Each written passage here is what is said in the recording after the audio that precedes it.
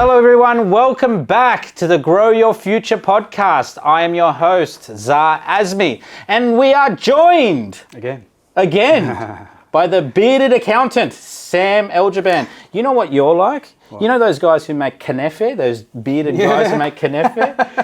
Yeah, I know. But you're the accountant version. I do their books actually. Do you like knefe? No.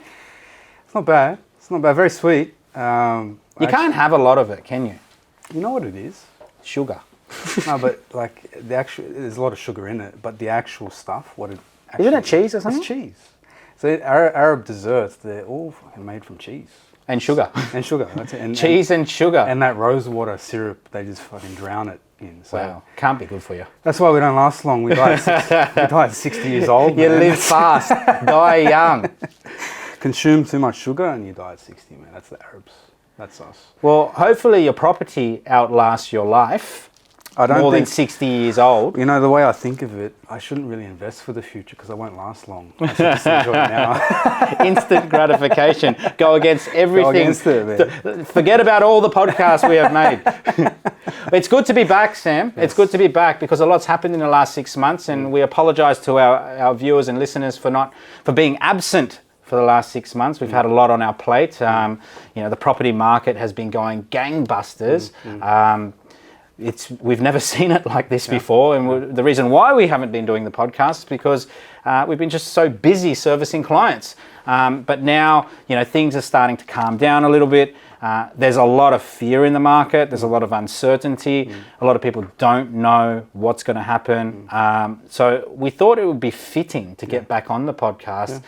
Update our audience on what we think of the market, and what we're going to talk about today is more so a property update on what's happening in the market today. Yeah, we'll go through a few topics that all relate to property. They're all specific in their own right. We've probably done a podcast on each of those individual topics, but as an update, it'll be good to go through what's happened since our last it's probably podcast. More relevant today, right, Sam? Because these things, like we've talked about over the past 2-3 years, and what's happened is they've actually come to light, and we now need to address them. And I guess there's a lot of negativity in the market right now. There's a lot of fear-mongering done by the media. And I guess what we want to do is sort of put a positive spin on it and explain what all of these things really mean and what it does, what it can and can't do for you as a property investor. We actually have gone through a lot of these topics like 1 to 2 years ago. And now they're coming through, like you said. So it'll be interesting to see if people have taken, not advice, but listened to it and done something about it, and where they're at now. Because even though it's a bit doom and gloom, a lot of people have done really well within the last 12 to 18 months. So we'll see what's happening. If they made the right moves. That's right. If they made the right moves. If they sat on their hands, they're probably they're kicking themselves. Yeah, they're probably kicking themselves and thinking, okay, what do I do now? Because certain asset types are starting to go down in value. It's looking a little bit shaky. I guess, yes, if you did do something in the last 2 or 3 years, but it's never too late, right? So let's start with the first one. It's my favorite. And everybody's talking about it at the moment. It's my favorite. You know what's probably the most understood? I don't know what that term would be, but understood. Least understood sort of terms and concepts is inflation. So inflation, everyone's talking about it. We talked about it when the government started the stimulus packages back 12, 18 months ago. So it was a big thing for us when COVID first hit, so about 2 years ago, and the government started printing a lot of cash. Yes. And you and I would have, like, every day we'd talk about, oh my God, like, what's happening? Things are going to start costing a lot more. Yeah. We're going to go into hyperinflation. There was all of this stuff, and we would try and educate people on it, and it wasn't happening then. Right? The effects aren't really felt until, I guess, now. The economy is a big beast. It takes time for this stuff to, even economists have different opinions of what's going to happen. There's experts that sort of debate each other on what's going to happen, but the economy is a big beast. The concept of stimulating the economy the way it was done back in that time has this ripple-on effect, which is inflation. We talked about that's going to happen, and it's starting to come through now. So I guess we'll just explain what inflation is, just in case people don't recall what it is. inflation, a common term or terminology for inflation, what most people think is the general rise in the cost of things, which we all see happening. You know, fuel went up recently, milk and bread's been going up over time, all that kind of stuff. So I went to fill my car up last night. you went broke. Over $200. I was considering doing the runner. Well, you know, it's funny, not funny, but that kind of stuff's going to start happening. You were saying the other day, was it in Melbourne, there's starting to be increased theft?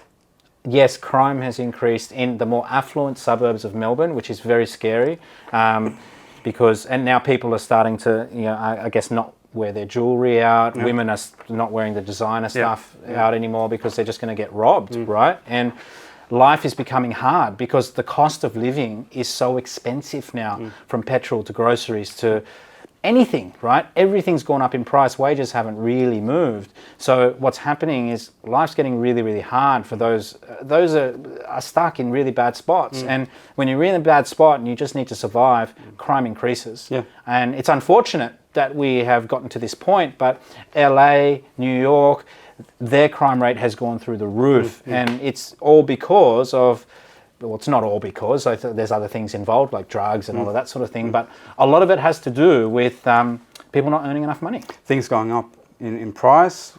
There's a lot of talk about wages not growing, so that's the problem. If anyone was sort of doing it tough beforehand, which a lot of people were, now it's even more so. So that inflation is the general increase in price over time of certain things. They measure it in the form of CPI, which is a consumer price index. It's like a basket of things that we buy regularly, and it doesn't include everything, which I find the CPI may be not really representative. I think inflation is quite higher than it's reported. They want you to believe it's CPI. Yeah. So CPI right now is 5.1%. The RBA, being sort of the regulator of interest rates, which can dictate inflation, aims to inflate the dollar value by 3% a year. So it's nearly double what they're generally trying to inflate the dollar value of. And what that means by inflating the dollar value, it's taking your purchasing power. So really it's inbuilt in the system that through the printing of money, through the mechanics of the RBA, to devalue your dollar by 3% every year. That's what it means. They're increasing the amount of money in supply to decrease its value. And now that's got to the point through all the stimulus, it's not 3% anymore. They're robbing you 5%. Every dollar that you have is now going down by 5% in value. So it's only going to get worse. So a dollar is now worth 95 cents, right? More or less. Compared to 12 months ago. Correct. So, you know, $1 million is worth 950 grand. That's right. So it's losing value over time, but it's just more so at an accelerated rate, you know, because it's always lost value. But it's more so at an accelerated rate now because the money supply is so high. And, you know, the goods and services are still at that same point, if not less. So it's sort of working both ways. You know, we have this issue at the moment of supply chain where, you know, China's currently in lockdown. They have shipping containers backed up, ready to be having deliveries here from raw materials to whatever. And that's sort of, what do they call it? Exacerbating. What is that? Exacerbate. How do you say that word? Exacerbate. Wow. You're very smart. It's a complicated one. But that is what is happening in the world today when it comes to inflation. It's not just the devaluing of the currency. Correct. It's also really, really hard to get your hands on what you need, which increases the pricing because demand is so high. So when it comes to inflation, you know, yes, it's a bad thing, but if you own assets, they tend to hedge inflation. Correct, yeah. So just quickly, there's two types of inflation. Cost push inflation, which is what you're talking about, things going up because maybe freight's gone up, all that kind of stuff. So it's legitimately going up in price, yeah. because of demand. Because right? and there's a demand pull. So there's a cost going up that can increase prices, but there's also on the flip side, because it's economics, demand pull. So there's a supply thing and a demand thing. So the demand pull is all of this money that's been pumped out in the economy is increasing demand for stuff, more so than it would have otherwise. So that's increasing prices as well. So there's two components.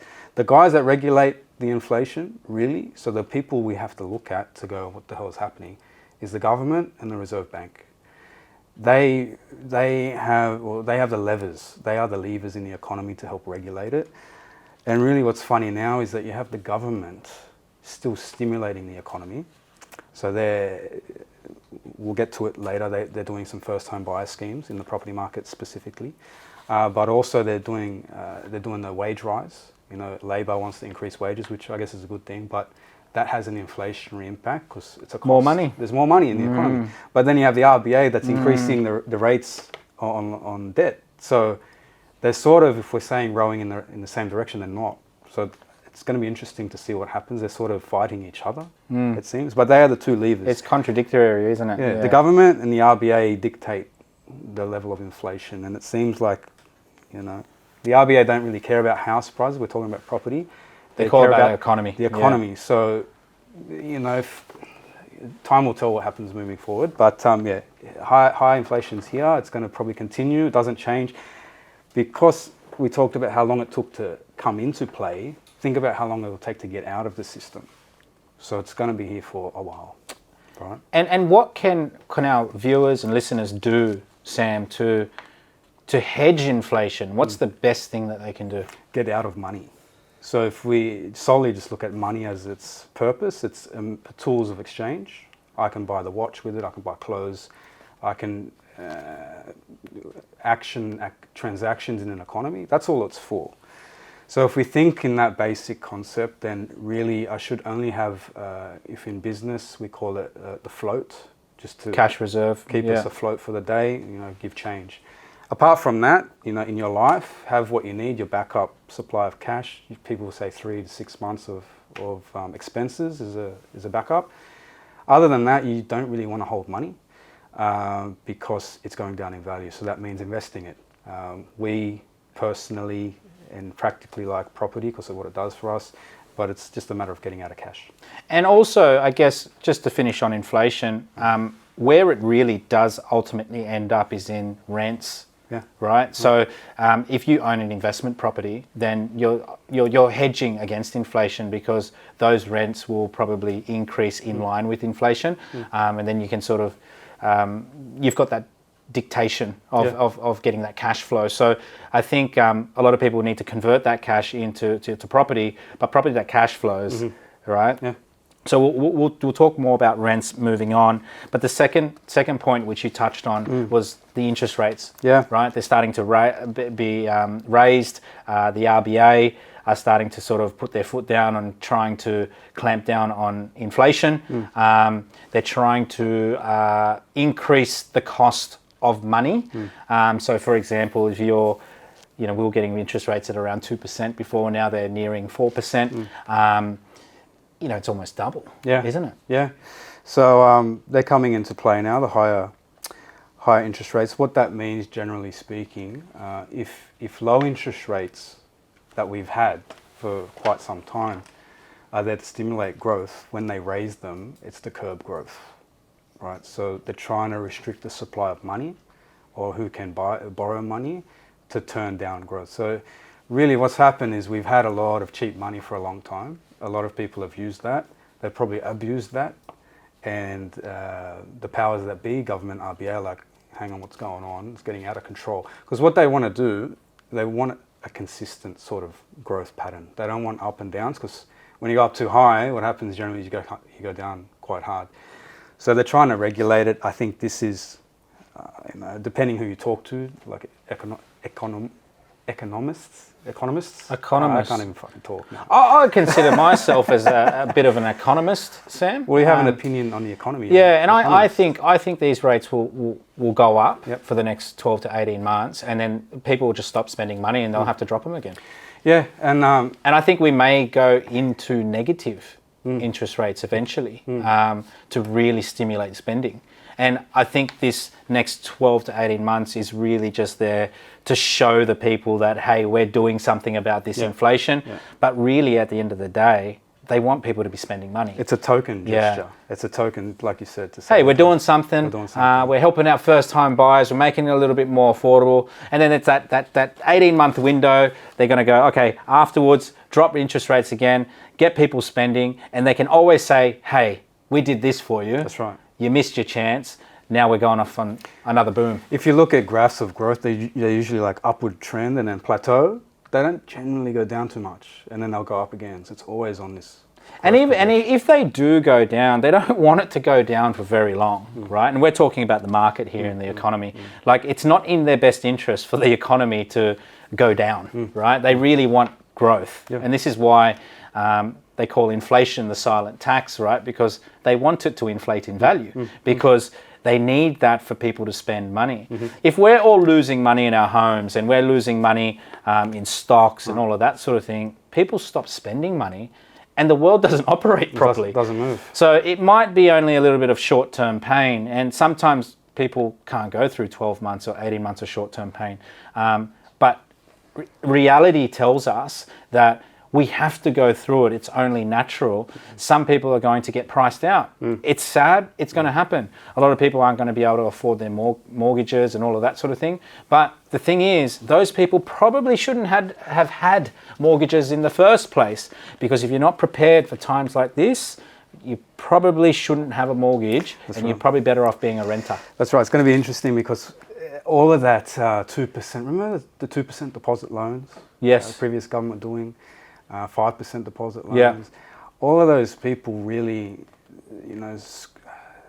scrimped up money to buy something. So they're the types of people that might have a bad impact with this. I also think the people who got guarantor loans from their parents, for example, and they haven't had to put $1 down.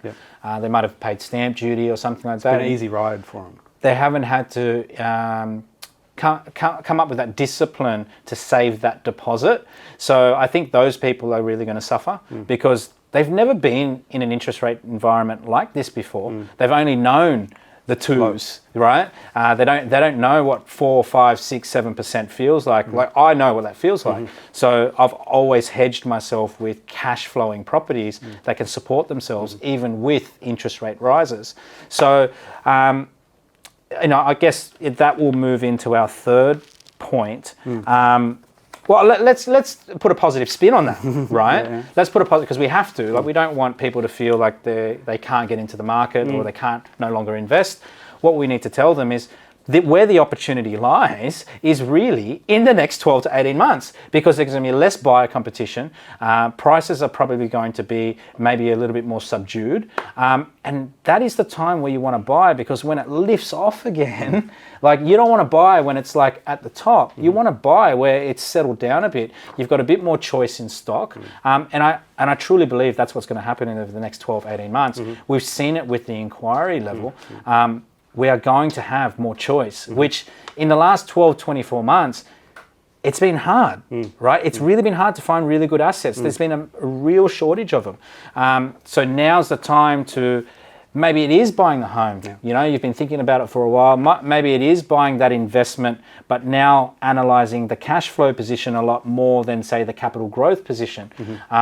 So there are positives for these interest rate rises, because it gives you more breathing space. And one thing with an interest rate rise, generally that prices people out of the market in terms of serviceability for the loan, meaning you'll have less buyers. And what do those buyers then do? They have to rent. So if you're a holder of investment properties, the rate rise isn't necessarily a bad thing. It might impede your cash flow a little bit, but you can pass it on. You can pass on that increase in exactly right. So because there'll be more demand for it's increase in revenue, right? Because you are running a business, which leads us into number 3, which is the rental crisis right now, right? So we are in. What does that mean? What does that mean? They use rental crisis because they're favouring the tenants, but it's actually a landlord's boom. Okay. Right? But if you're a tenant, it's a crisis. You can't find any rentals. Like one of our viewers or listeners who is a renter and is trying to find a new property to rent right now, it's a headache. Even where I live, where there's an abundance of apartments, it's so hard to find a really good, decent rental. There's just no stock available. And where this comes from is in 2016 to 18, there was APRA came in, the regulator on lending, and they pulled up the handbrake on interest-only loans and all of that sort of thing. So it pushed investors out of the market, and that's why we had that sharp decline in the market back then, and obviously it picked back up again 1920. So what happened then was, when those investors got pushed out of the market, what do investors invest in? Rental properties, right? So there was no supply. So we're now feeling that because those people should have been building those properties back in 2018. So now we don't have that supply to even feed the local market. Remember, immigration hasn't really even opened up properly yet. So we are in a crisis more so for accommodation rather than being in an oversupply of this type of stock, meaning because it's a crisis for a tenant, it's more so a boom for a landlord. We can push up rents. Yeah, they're going up. In your experience, you've obviously held a portfolio for a long time. Rental increases. What would, in a normal environment, say when you first start, even though it's not normal, everything's different. But in terms of the rental growth over time, was it quite stagnant the first few years and then now just recently gone crazy? You know what's funny, Sam? We review our rentals every year because all of our leases are 12 months, right? And I always say to my property managers, just put it up by 10, 20 bucks, okay? Because they're not going to move out for 10 or 20 bucks. So as a percentage, it's very small. That's very like small. Half a percent. Yeah, it's tiny, minimal, right? And it's really just a token to go, hey, can you just, we'd rather increase it incrementally over the next 12 months, every 12 months, rather than hitting you in 3 years' time with a $100 increase, right? So it just sort of spreads it out, and it's more digestible for cash the flow tenant. for you, cash flow for the Yeah, I'm thinking as a win-win for both sides, right? And most of the time, no one moves out for 20 bucks a week. But what's happened lately, the market, a lot of these rentals have come off 12-month leases, and because there's such a lack of supply on the market, people are increasing their rents by $100, $150 a week, which is a lot for a tenant. But the unfortunate thing is that's what the market is commanding. So if the market is commanding that, you're shortchanging yourself if you just keep your rents at what they were 12, 18, 24 months ago. So the market's the market, right? And we've got to understand landlords most of the time have mortgages that are now increasing in cost because of interest rates, right? So the landlord's cost of money to run that business is higher, meaning that that cost has to get passed on down to the consumer.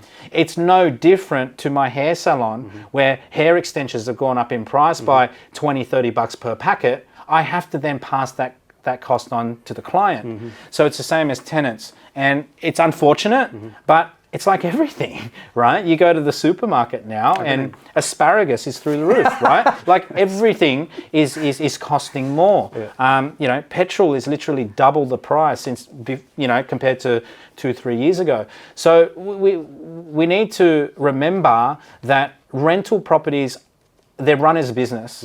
And there's a cost of doing business. And if that cost of money ultimately is the biggest expense for a landlord has gone up, it's going to eventually get passed on to the tenant. So there's, like you said earlier, there's two things that are sort of pulling the prices up, is the lack of supply, which really is the government's fault because they don't want to build housing, right? And they got APRA involved in 2018. And then you've also got the cost of money increasing. So rents are going to increase. How could you combat that? The way I try to logically think about it is... in which, from whose side? Just say from someone trying to navigate this. Costs are going up everywhere. The cost of the actual house to buy and the cost to rent. So I guess the way I see moving forward for someone trying to navigate, I guess, just that general scenario, like to buy a house is going to cost you heaps of money. To actually rent is going to cost you heaps of money. But it's getting more unaffordable to actually borrow the money for your home. So rent, if you were to say, cop the rent increase, you can't really change that. The cost of borrowing is going to be too much to borrow for your home to live in. The only other sound way forward to try and combat what's happening, because everyone's copying it, is to say, buy a property to at least hedge, get your increased rents, and be a part of the game instead of not doing anything. Do you know what I mean? So a lot of people are bitching and moaning on the sidelines, going, "It's unfair." It's. And don't do anything. They just sit. And they don't do anything because they think that, okay, if I whinge and whine, maybe someone will listen to me and go, "Hey, here's a free property or here's some free accommodation." It's not going to happen. Yes. You have to go and take action and start getting yourself into the market. I think the best thing that anyone can do is, yes, buy a place, but buy a place that you can rent out, get a tax deduction off, and also get positive cash flow, so it still covers the expenses. Let's not forget, guys, interest rates are still pretty low, right? If you're paying 4.5%, like that's probably half the cost of money from when I first started investing at 10%, right? So it's still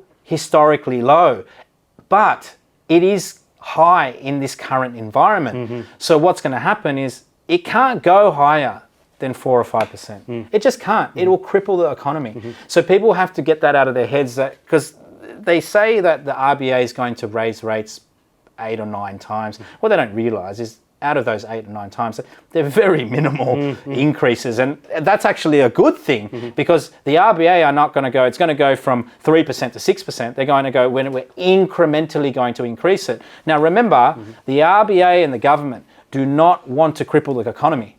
They need it to keep moving. They need people to keep spending money. So if we can endure this pain in the short term of adjusting to this higher rental prices, higher cost of money, if you can persevere, right, you'll end up participating in the next boom. It goes back to the inflation topic. It's about putting your money to work. So if you're renting, cop the rental increase, but do something with your money. You got to get in the game. do something. You got to do something. Leads into a good segue to undersupply of stock. So okay. Within your networks and stuff, what are you seeing happening? Building new properties at the moment is very tough. Okay. There's a shortage of materials. There's no labour, because usually we get. So there's no workers. There's limited workers. Look, we were paying $1.20 a brick about 12, 18 months ago up in Brizzy. Now we're paying about $3. Wow, times 3. And that's if you can even get a brickie. Okay. So it's very, very tough, and you want to be working with some really reputable builders at the moment, because there is a bit of a construction crisis. We've used that word crisis so much, but it's true. And we can't turn our backs on reality. It is very difficult to build new stuff right now. It's costing a lot more, and there's not many people doing it. So there's a chronic undersupply of stock, which is, I guess, a good thing, because if you're in the market, it's only going to increase the value of your property that you own. So if you can get into the market, know that you're insulated from these interest rate rises. If you're in a good location, there's scarce supply of that stock anyway. The replacement cost is too high, or people will just throw their hands up and not even consider replacing it. That means you're in a good market. So I think undersupply of stock for us property investors is a really, really good thing. It's sort of become a perfect storm if you're holding property. And that whole restriction of people coming into the country is probably affecting the labour supply, right? So people in the building industry, there's not enough workers to help get jobs done. But then you had the government and the RBA in that stimulatory environment trying to get construction done, and it's not balancing out. There's too much money going into this area. Well, Sam, we've got these things like interest rate rises, high replacement costs, all of that sort of thing. I just don't see the increased interest rates really dampening much of the Australian property market. I mean, there are certain markets where I think they're in a little bit of a bubble. They've overheated, especially some markets in Sydney where it's just gone too stupid. It's a bit frothy. So I think they will settle down a bit. It'll probably come back maybe 10, I don't know, maybe even 15%. But it'll always go back up again. But I think because of a lot of these things that are happening in the economy, like inflation, higher building costs, undersupply of stock, I feel like property is going to be quite robust as an asset class, and I don't think it's really going to be as rocked as a lot of the media are sort of making out. I mean, the media are spastics, right? What they do is selling stories. Yeah, what they do is they generalize the whole market, right? And they might have one market in Australia where it's dipped by 10%, and all of a sudden the whole world's caving in, and properties, losing value, and you're a mug if you're in that game. But what they don't report is who's surviving and who's just stabilizing, who's still getting positive cash flow. They don't talk about that because it's boring, right? They want to talk about the 10% drop, so that everybody gets scared because that's what sells newspapers. They either want to talk about a boom or a bust. They never want to talk about, all right, we're getting positive cash flow here. It's just, you know, washing its own face. It's not growing in value, but it's not going down in value. We're in a plateau sort of mode. They'll never ever talk about that. And a lot of markets that we sort of specialize in, they don't drop in value because the yields are there.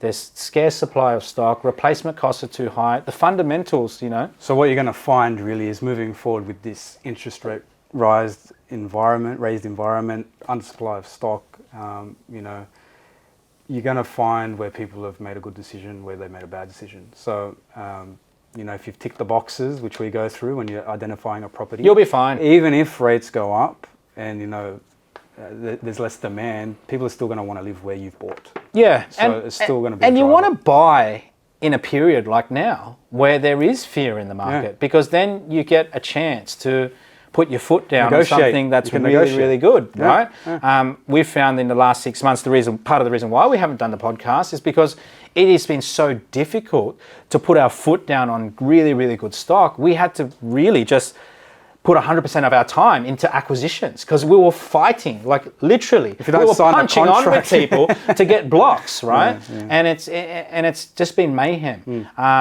But now inquiry has sort of dropped off, which is a good thing. There's a bit more stock coming back on because land's getting registered. It's a bit more of a normalized market because the last 2 years, you don't want it to be like that all the time. It becomes just too unaffordable and too stupid.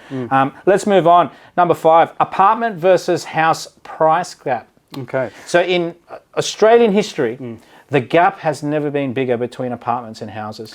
So that means the price of housing has really skyrocketed. Apartments are yet to catch up. Exactly. So in the last 2 years, most probably because of COVID, right, people have been drawn towards detached homes. Detached homes provide the space. There's a bit more land content. That is just gone through the roof. Anyone with house on land has done really, really well in the last 2 years.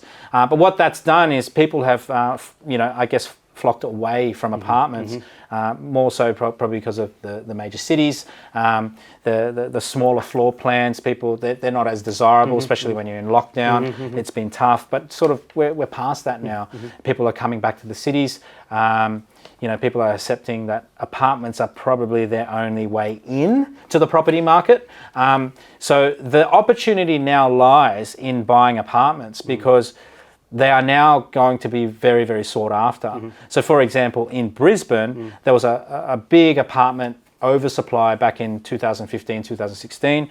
That is now not the case.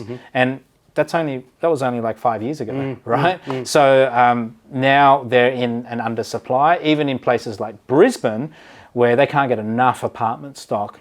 And again, this goes back to 2017, 18, when APRA got involved. Investors came out of the market, developers came out of the market. There's no stock now that should have been ready today from planning from 17, 18. Which is a good thing, I guess, for property investors. If you're considering to getting into market, you can't afford a detached home. Sometimes detached houses produce lower yields. Well, most of the time they do. And they don't make sense as a property investment.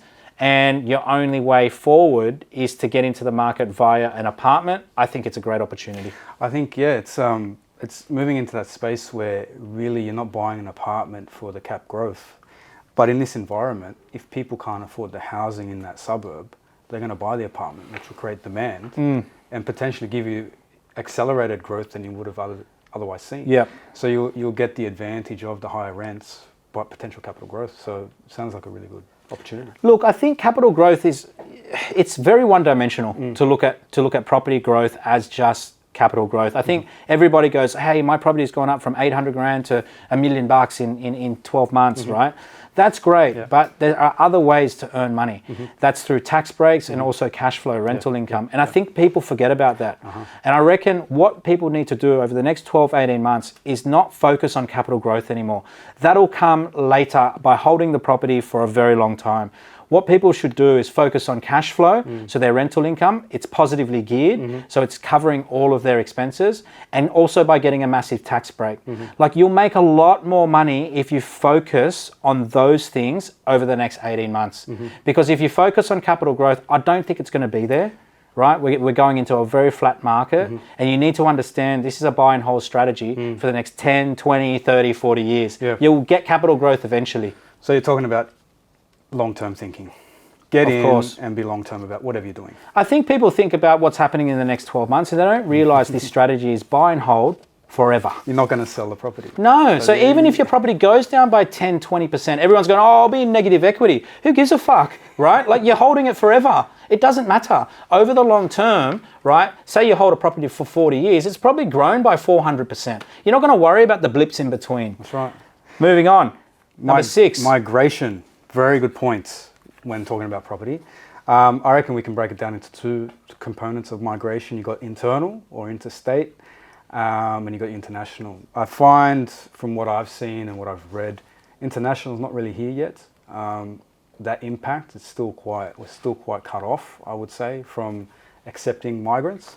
But interstate migration seems to still be quite hot. Everyone's moving to Brizzy. Everyone's going to the sunny Queensland states. So what are you seeing on the ground level when dealing with clients and your suppliers? Look, Southeast Queensland would have to be the hottest market in Australia right now, right? It's probably the only market that's still growing, and it's purely based on affordability. Okay. You've got and basically an international city at a very discounted price. Yep. You know, you can spend $1 million in Brizzy and get a very, very nice place, very close to the CBD, close to all infrastructure, good schools. Probably a house too for $1 million. Yeah, you'll get a detached home for that CBD, much. yeah. But we're talking in a very affluent area with a very good demographic. And you know, if you're an investor, you could get a really good rental return off that. You're getting really good yields. Generally, it's between 4 and 5%. And you just can't do that in Sydney or Melbourne right now. In Melbourne, you can if it's an apartment, but you know, if you're buying a home or a house, you can't do that. So it's very attractive for a lot of people who are downsizing, chasing lifestyle. I know Brisbane have had pretty bad weather the last couple of months, the poor things, but generally speaking, they do have better weather than us. It's not a city where it's sort of fully developed into I guess an international still city. a work in progress. But that's the exciting part, Sam, right? You want to be part of their growth plan. You don't want to get in afterwards when they've become a Sydney or Melbourne. You want to get in now, ride that growth for the next 10 years, and in 2032 when the Olympics are on and all of the infrastructure's in, you've held that property for 10 years, you've doubled in value or maybe even tripled in value if you bought in the right places, and you've won. And that's what people find hard to visualize. And we're only talking about interstate migration right now, right? And that's what's happening right now. I think what the government have in their back pockets is international migration. Yes. Right? What we have to remember, most of the world wants to live in Australia. They love our country. There's so much opportunity. It's safe. The political environment is generally quite stable. Compared to, I guess, other countries, there's there's a variety of things what make this country so livable. So when you think about it, if the property market needs propping up, the government can just let more people in the country. And the internal migration is fine. It's us moving around, right? So I guess there's more demand for Queensland because it's affordable. There's a lot of job creation up there. My brother was actually going to move up there. Yeah, I was sad he didn't go yet. Hopefully he doesn't go. Hopefully he doesn't go. But he was contemplating moving there because there's so much work for him up there. He could actually buy a place, cash in from down here. He lives down here. That's what a lot of people are doing, mortgage free. That's right. So he can take his equity, go buy something, have money in the pocket, still have business opportunities there. So I think that Olympic ace up the sleeve is going to be very helpful for the state of Queensland. But with international migration, that's increasing the number of people in the country. It's not just moving them around, it's actually more people coming in. I see two factors happening once more people come in from an external country. There's going to be more workers. Some people will start business and create economic activity, create their own thing. I think a lot of people initially start as a worker, as you do, when they come to the country. Well, what that's going to do is it's going to create increased supply of workers, which generally what happens is the price you can command for your labour is going to drop. So that might have some issues with your wage increasing. Increasing, right? So if we're talking about hedging money and doing something productive with money, maybe do it now, you know. Another thing is the increased workers are going to want to live somewhere, so there's going to be pressure on rents as well as buying property, so it's going to drive things up as well. So where do they go, Sam? Where do international people, when they come to Australia, where do they go mainly? I would say Sydney and Melbourne. Yeah. Right. So a lot of people are freaking out because people are moving away from the cities. Wait till the international migrants come through. They only go to 2 cities. They don't think of Brisbane just yet, right? Yeah. I think Brisbane will be there over the next 2 to 5 years as an international city for migrants to sort of reside.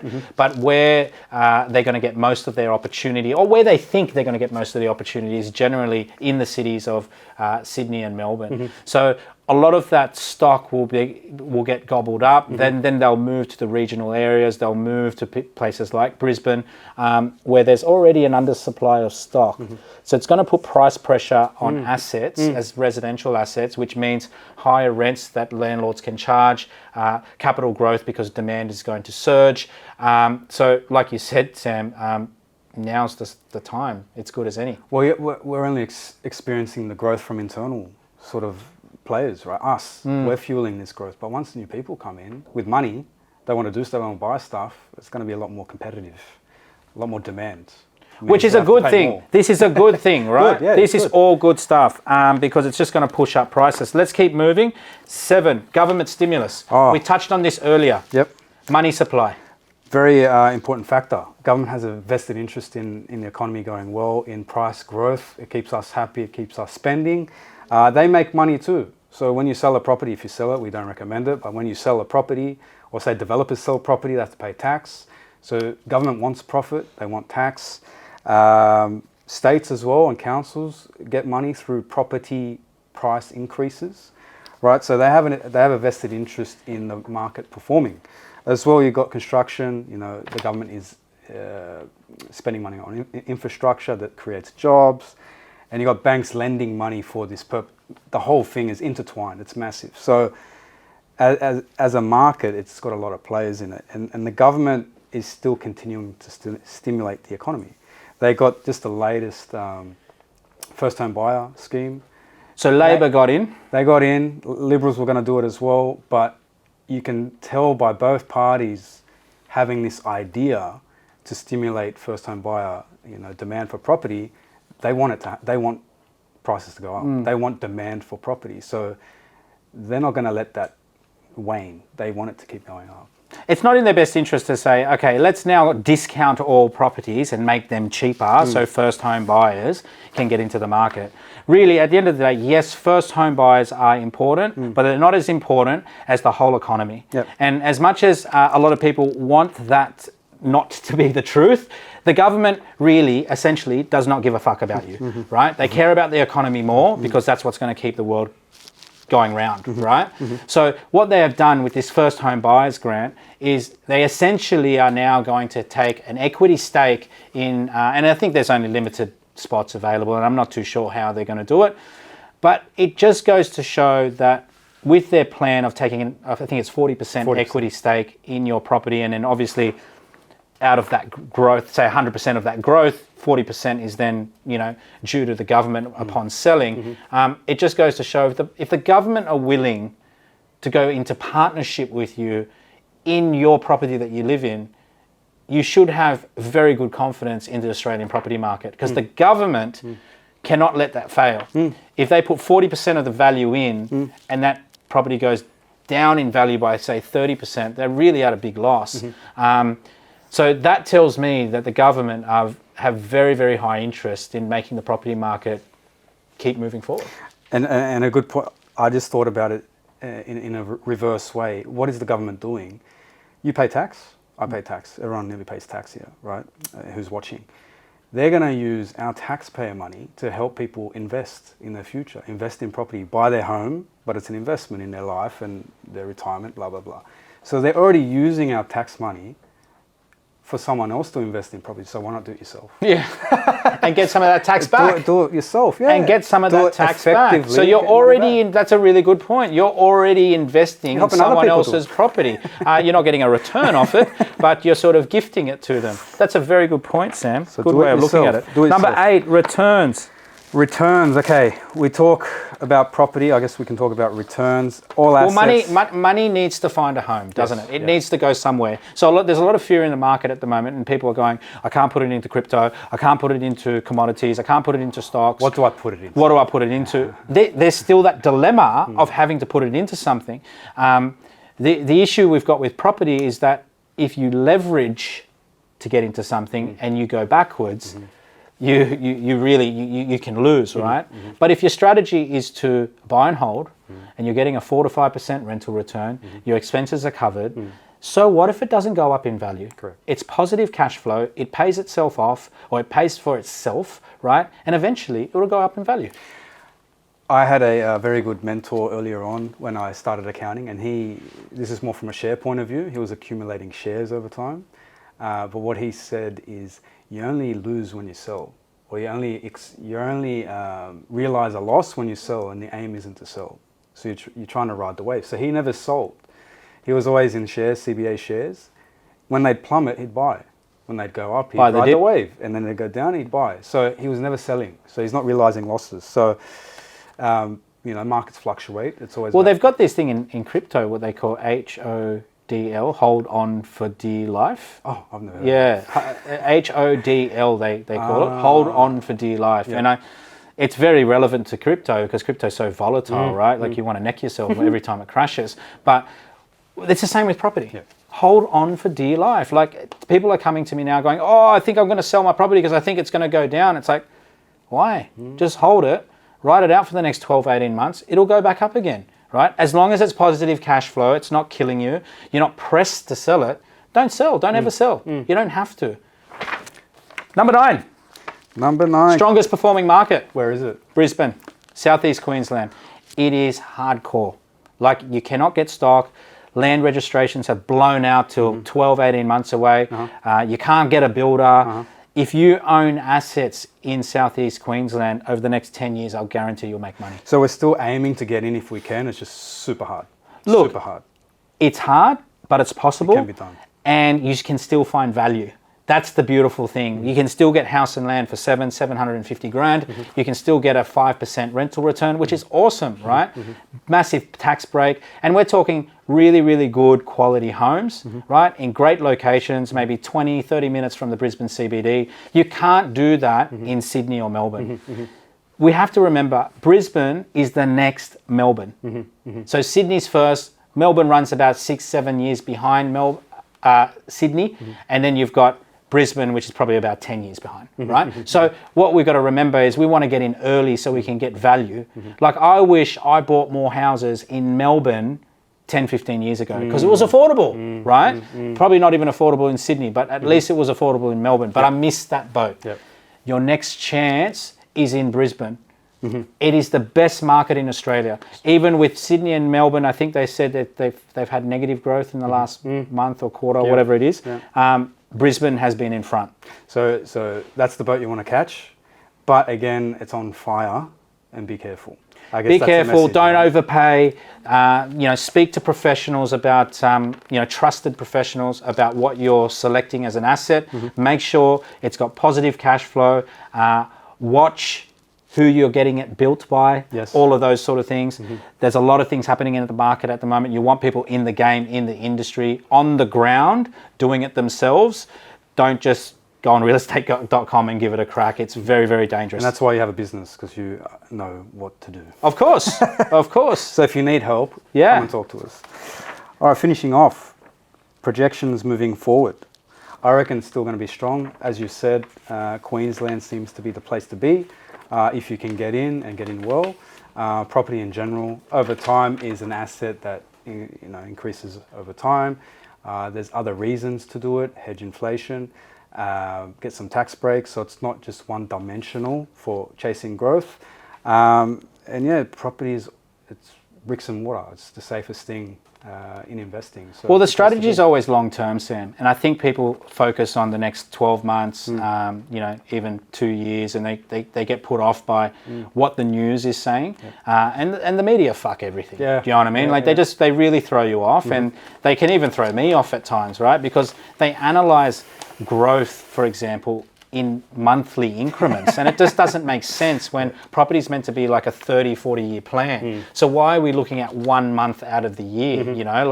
Think about January, for example. Everyone's on holidays, or December, people are on holidays, people aren't buying property, and then they say, oh, negative growth. It's like, well, people weren't buying properties. Do you know what I mean? People are on holidays. So it's very, very easy to get caught up in the moment. But what we've got to remember, all of these things that are happening in the market are very short term. It will only last 12, 18 months. I believe interest rates will drop again because they will need to stimulate spending. We may potentially enter negative interest rate territory because at the end of the day, the economy still needs to run and people need to feel wealthy to spend money. So they're my predictions. I think, property's never out. We're always in it, and we're always buying at all times of the year. If you can afford it, you've got money sitting in the bank, it's much better in property than in cash. 100%. Agreed. All right. That was fun. Out the way. It's good. That was fun. Thank you, Sam, for the update. And I really, really enjoyed picking your brain on the latest of what's happening in the property market at the moment. I hope you guys enjoyed that podcast, and please don't fear what's happening in the media. Don't buy into their bullshit. Get up off your ass and start buying property now. Until next time, see you later. See you guys.